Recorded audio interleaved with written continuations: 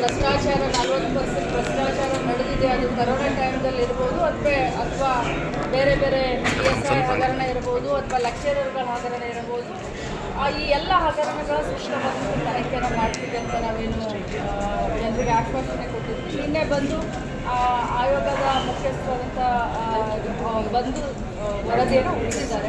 ಇವತ್ತು ಕ್ಯಾಬಿನೆಟ್ ಇದೆ. ಕ್ಯಾಬಿನೆಟ್ನಲ್ಲಿ ಇದ್ರ ಬಗ್ಗೆ ಚರ್ಚೆ ಆಗುತ್ತೆ. ಏನು ಮುಖ್ಯಮಂತ್ರಿಗಳು ಮತ್ತು ಕ್ಯಾಬಿನೆಟ್ ಡಿಸಿಷನ್ ತಗೊಳ್ತಾರೆ ಅದ್ರ ಮೇಲೆ ಕ್ರಮ. ಈಗ ನಟಿ ರಣ್ಯಾರಾವ್ ಕೇಸಲ್ಲಿ CID ಕೇಸಲ್ಲಿ ಸರ್ಕಾರ ವಾಪಸ್ ತೆಗೆದುಕೊಂಡು ಸಾಕಷ್ಟು ಚರ್ಚೆ ಆಗ್ತಾ ಇದೆ. ಅದು ನೋಡಿ, ರಣ್ಯಾರಾವ್ ಕೇಸ್ನಲ್ಲಿ ತಾವು ಏನೇನೋ ಮಾಧ್ಯಮದಲ್ಲಿ ತೋರಿಸ್ತಾ ಇದ್ದಾರೋ ಅಷ್ಟೇ ನಮಗೆ ಗೊತ್ತು. ನಾನು ನಿನ್ನೆನೂ ಕೂಡ ಹೇಳಿದ್ದೀನಿ, ಇವತ್ತು ಕೂಡ ಹೇಳ್ತೀನಿ. ನನ್ನ ಹತ್ರ ನನ್ನ ಇಲಾಖೆಯಲ್ಲಿ ಇಂಟೆಲಿಜೆನ್ಸ್ ಇಲ್ಲ. ಹೋಮ್ ಮಿನಿಸ್ಟ್ರಿಗೆ CM ಸಾಹೇಬರಿಗೆ ಇದ್ರ ಬಗ್ಗೆ ಗೊತ್ತು. ಬಟ್ ಒಂದೇ ಮಾತನ್ನು ನಾನು ಹೇಳಲಿಕ್ಕೆ ಬಯಸ್ತೇನೆ, ಸರ್ಕಾರದ ಯಾರೇ ಇದರಲ್ಲಿ ಇನ್ವಾಲ್ವ್ ಆಗಿದ್ರು ಕೂಡ ಅದು ತನಿಖೆಯಿಂದ ಹೊರಗೆ ಬರುತ್ತೆ. ಹೊರಗೆ ಬಂದ ಮೇಲೆ ಏನೇನು ಕ್ರಮ ಆಗುತ್ತೆ. ಮೇಡಮ್, ನೀನೇ ಅಷ್ಟೇ CM ಅವರು ನಾನೇ 5 ವರ್ಷ CM ಆಗಿರ್ತೀನಿ ಅಂತ ಹೇಳಿದ್ದಾರೆ. ವಿರೋಧ ಪಕ್ಷಗಳಿಗೆ ಬದಲಾವಣೆ ಹೇಳ್ತಿದ್ರು, ಅವರು ಒಂಥರ ತಿರುಗೇಟು ಕೊಟ್ಟಂಗೆ. ನೋಡಿ, ಖಂಡಿತವಾಗ್ಲೂ ಸಿದ್ದರಾಮಯ್ಯ ಸಾಹೇಬರು ಭಾಳಷ್ಟು ಸೀನಿಯರ್, ನಮ್ಮ ಪಕ್ಷದ ಸೀನಿಯರ್ ನಾಯಕರು, ಮಾಸ್ ಲೀಡರ್ ಅಂತಲೇ ನಾವು ಅವ್ರಿಗೆ ಹೇಳ್ತೀವಿ. ಇವತ್ತು ಸರ್ಕಾರವನ್ನು ಬಹಳ ಚೆನ್ನಾಗಿ ನಡೆಸ್ತಾ ಇದ್ದಾರೆ.